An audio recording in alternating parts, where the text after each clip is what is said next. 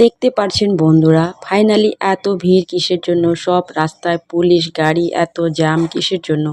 তো আমাদের দেশের অমিত শাহ এসেছে দার্জিলিংয়ে, সরি গ্যাংটক, মানে আমাদের শিলিগুড়ি হয়ে উনি রাস্তা দিয়ে গেছিলেন গ্যাংটক।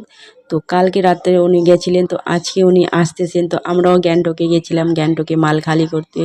তো তার জন্য এত ভিড়। একদিকে তো মনে করো বলতে গেলে তোমার কালীঝোড়ার থেকে একবারে আমাদের সেবক পার হয়ে যে ফরেস্টটা আছে, পুরো ফরেস্টটাই মনে করো জঙ্গলের মধ্যে গাড়ি ভিড় হয়ে গেছে। তো তার জন্য অমিত শাহ আসা বলেই কথা।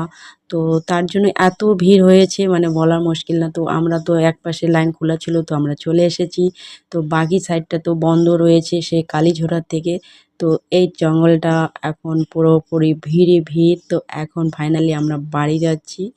তো এখন দেখতে পাচ্ছেন বন্ধুরা, অমিত শাহ এসেছে বলে কথা, একটা দেশের মন্ত্রী।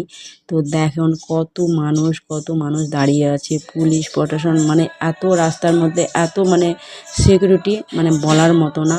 মানে ভীষণ ভালো লাগলো। তো আমার ভাগ্যটা খুবই খারাপ যে আমি দেখতে পারলাম না, দেখার জন্য অনেক চেষ্টা করেছিলাম। তো আমাদের গাড়ি দাঁড়ানোর মতো কোনো রাস্তা নেই, তো আমাদেরকে আগে আগে যেতে হচ্ছে। তো পিছন দিকে অমিত শাহ আসতেছেন। তো তার জন্য আর ওনার সঙ্গে দেখা করার মতন ক্ষমতা নেই, কারণ আমাদের গাড়ি রাখার জায়গা নেই। তো তার জন্য আমরা শিলিগুড়িতে রওনা হয়েছি। তো দেখতেই পাচ্ছ এটা হলো দুমাল, মানে জঙ্গল যেটাকে বলে আমাদের শালুগড়ার থেকে যে জঙ্গলটা পড়ে, ফরেস্টটা, সেই ফরেস্টের এটা। তো মানে এত গাড়ি মানে দাঁড়িয়ে আছে, বলার মুশকিল না। কারণটা ভিডিওটা দেখলে বুঝতে পারবে।